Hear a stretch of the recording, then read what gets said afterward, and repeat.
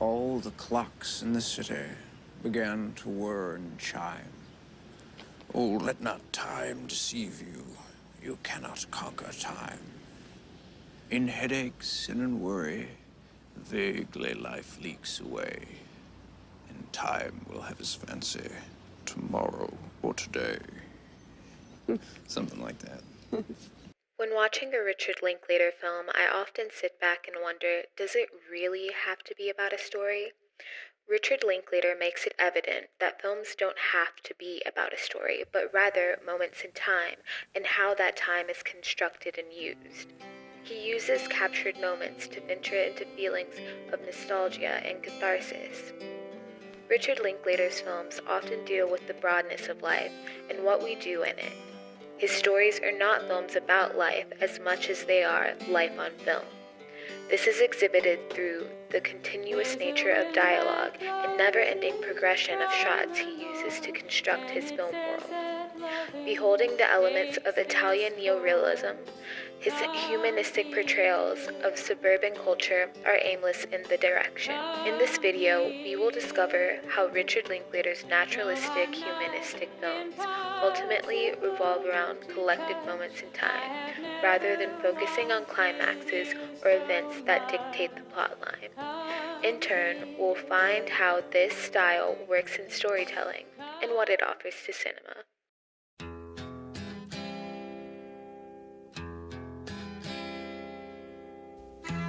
Although feats of capturing cinema are no easier done in flights of imagination than it is in realism, André Bazin asserts that Italian realism in art was first profoundly aesthetic, which offers a creative surge in cinema. This surge brings a special way in which situations are brought to life. He notes that, in the aesthetic of reality, narrative becomes inherently biological rather than dramatic.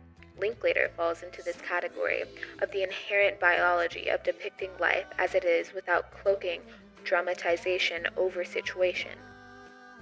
The autobiographical elements in Linklater's films allow audiences to have a sort of catharsis whether they themselves identify with his film's sentiments or they resonate with elements of the mise-en-scène, surrounding, performance, etc. For my younger self, recognizing the feeling of aimlessness that came along with teenage angst fueled my obsession with Dazed and Confused and continues to do so today. I also found this familiarity in Boyhood as I watched Mason maneuver the seasons of life, milestones and awkward phases. I found nostalgia in the traits he had that reminded me of old classmates, neighbors, or even myself. What was most appreciated about the collective nostalgia was the soundtrack that introduced each stage of Mason's life, because it was the soundtrack to my own. Linklater's ability to evoke emotion by supplying so little but so much simultaneously, packed into the familiar commonalities of life, not completely in plot per se, but through trope, symptoms, and phases. Well, look, all I'm saying is that if I ever start referring to these as the best years of my life, remind me to kill myself.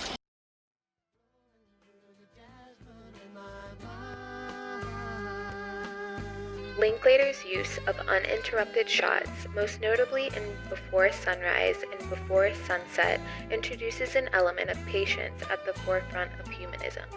You cannot rush life in real time, which is made recognizable through the camera. We follow the nights and days of Jesse and Celine in the Before trilogy to appreciate the details of life that would otherwise be swept away by theatrical jump cuts and blockbuster-styled editing. This tradition, in his style of filmmaking, allows the story to be captured and perceived as more than a story, but a memory in time, like a stream of moving photographs. You know how everyone's always saying, seize the moment?